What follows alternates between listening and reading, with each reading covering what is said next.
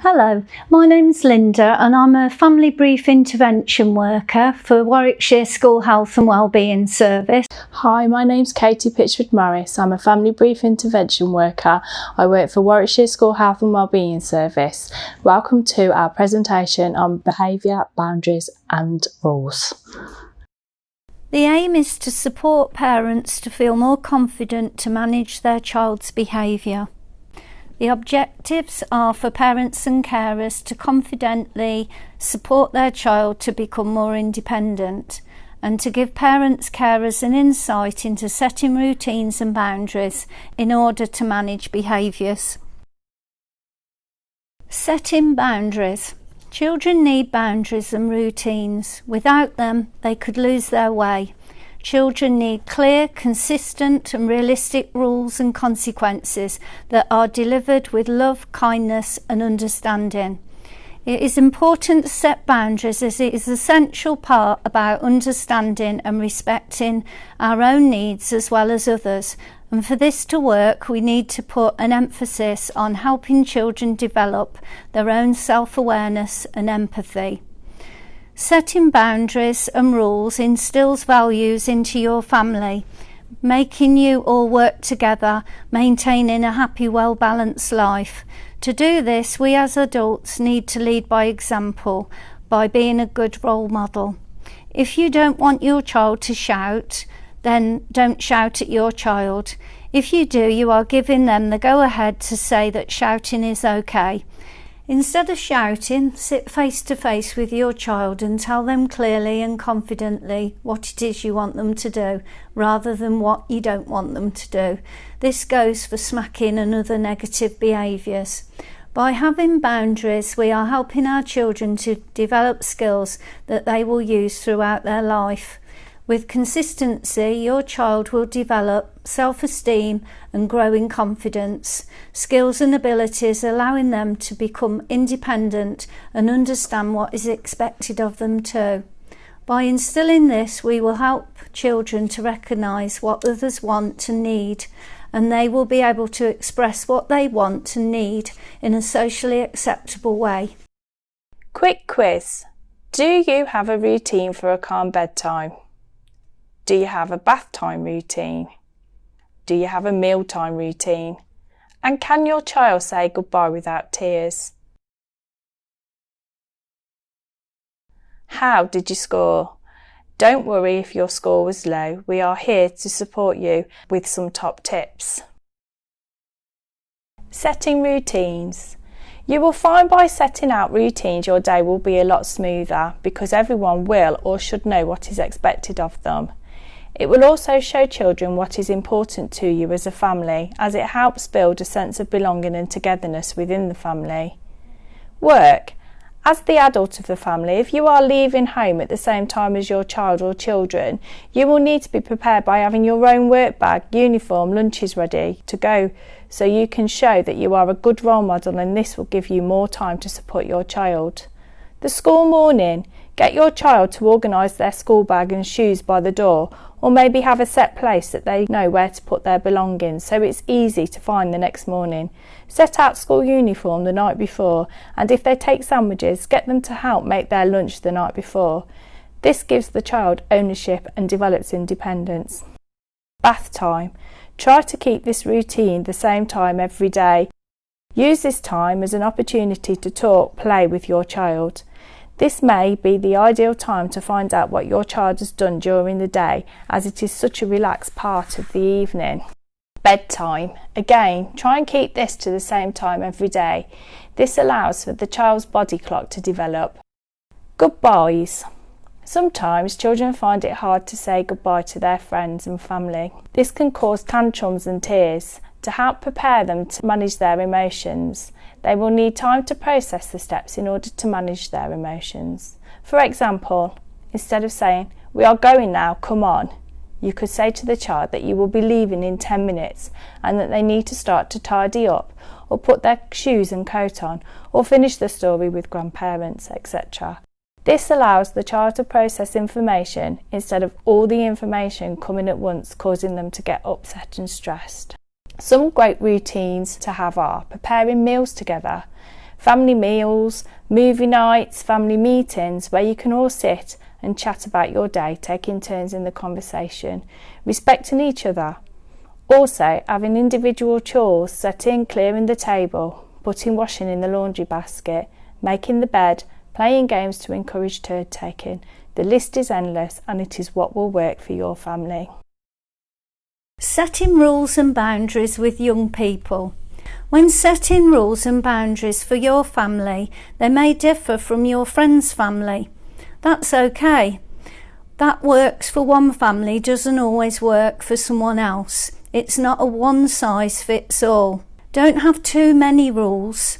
Keep it simple, realistic and age-appropriate. Some examples are kind hands and feet, talk nicely to others, so no shouting, respect each other, listen and talk to each other, help each other out, being kind to one another, taking turns, especially when speaking to one another. You may want to include in this the child's chores too. When setting rules and boundaries, be prepared for no and tears. Your child is not going to say, okay. Think ahead and be prepared. Start by saying your child's name. Fred, it's bath time now, instead of saying, do you want a bath? This doesn't allow for a conversation, and by saying the child's name, they also know that they are being spoken to. Also, the behaviour may get worse before it gets better. This is the way for your child to see how far the boundaries can be pushed. Be consistent and stay positive and keep going and keep calm. Don't give up straight away. Address the child's feelings so that they can make the link between the behaviour. Talking about how you feel too when the child is like this. Don't label the child but label the behaviour. I don't like it when you hit your sister, instead of saying you're naughty or stupid. The more you use negative words to talk to your child, they will become to believe that they are naughty or stupid or being horrible. Talk about how they would feel if they had been hit or bitten or a toy had been taken off them. By talking to them, you will have a better understanding of how they feel. This allows the child to make the link between the action and the feeling. Be authoritative with your voice. No shouting. Firm but fair. Use rewards for good behaviours and make sure that the rewards are realistic and achievable. That is really important. And we will talk more about this later in the presentation. Physical and emotional behaviours.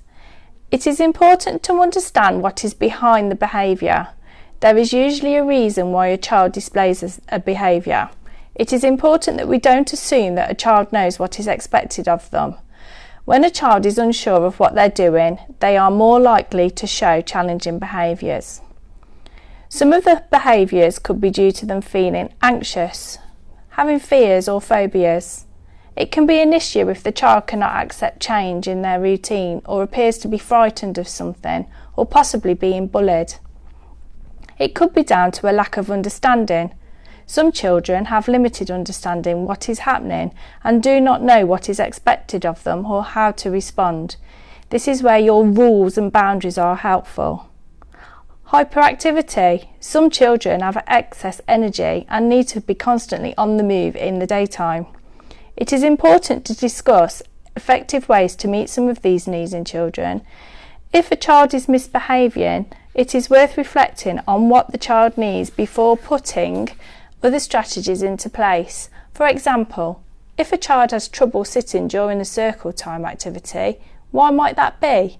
It could be because that child is too young, they could be bored, they might need the toilet, or they could possibly be hungry or thirsty, or even feeling poorly.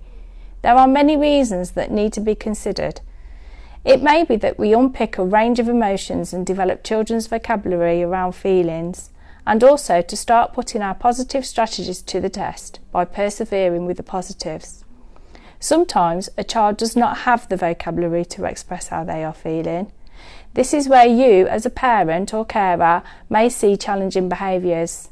You may want to talk to your child about how they can express their behaviours and ways to calm down. Some of the behaviours you may see may leave you feeling exhausted. Here is a list of some top tips you can do to help your child calm down.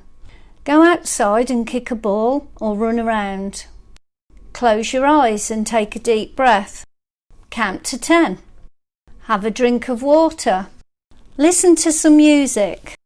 Ask for a hug if you want one. Draw a picture. Take time to yourself to calm down. Read a book. Tell someone you trust how you are feeling. Again, some of these may not work, and you need to find out what helps your child the best. Also, remember, it's okay to say no to your child too. Sometimes it's easier for you to do something for them, but this then doesn't allow them to become independent. What we can do. Consistency is key. What rule applies today? This will be different for you when you are at a grandparent's, at a friend's house, the supermarket. You may be having a bad day, but you still need to be consistent in your approach so the child knows where they stand and that the rules and consequences always stay the same. You are in charge. You are the adult. Be firm with your voice, but don't let the child rule you. Easier said than done. Persevere. Try to remain as calm as you can. This allows you to be authoritative without coming across as angry and unapproachable. This will help you to stay in control of the situation. Talk face to face with your child. Wait for them to calm down. They may need this as they need time to process what's happened. Sit down next to them, get eye contact and talk calmly to them. This may take longer the first time, but hopefully with a consistent approach it will eventually phase out. Be positive in your body language when praising your child, such as a happy, smiley face, thumbs up, a wink, or even a yippee, that's great. Rewards and consequences. Consequences need to be clear and age appropriate. They also need to be realistic and they need to match the crime. For example, if a child is hitting or shouting out, you may want to focus on the rule, kind hands and feet, and promote that instead of focusing on all of the rules. Also, to promote the desirable behaviour, you may give them a job of looking after a family pet or a job that could help you support other siblings. To include them into the daily routines, getting nappies, help with bath time, etc. This is where your trust of the child comes in, as they need to feel that you do trust them to understand the task in hand. By doing this, you get the opportunity to praise the child for their gentle, kind behaviour. Remember to focus on the positives and not the behaviour and the punishment. The child is the focus and they need to know what the reward is for the positive behaviour and that the consequence is that they don't get that reward, whether that is a sticker, a ball in a jar, etc. Break the rewards into parts of the day. For example, before school, if good, a reward or a sticker. At tea time, bath time, bedtime. There are lots of opportunities to get stickers and you may want to start by getting maybe 3 out of 5 in the day for a bigger reward, like say up to 5 minutes extra story time or 5 minutes extra screen time. You choose the reward that fits your child and your family life. No negatives and no sad faces, so no half stickers or taking stickers off the chart if they've already been rewarded. As your child progresses, you may then move up 3 out of 5 to 5 out of 5 in a day, then go for weekly, etc. Or change the focus onto another area of your child, like your child to get better at. You are in control. Use your positive body language too. Sometimes this is the reaction your child needs. Allow time for the reward to happen as well. For example, in the morning, allow time for the sticker or the ball in the jar to be put on the chart or into the jar so that the child actually understands that they have achieved it. Don't rush it. This will help to set them up for the day ahead with a positive start. Remember to always follow your consequences through. This will allow the child to see that you are in control by being consistent in your approach, by keeping the child safe. This will take a lot of time and patience. Be kind to yourself. You will get there in the end. Don't give up. And thank you for listening, and you know the opportunity to contact us if you need any further support with your child's behaviour or any other health issues is always available. Thank you.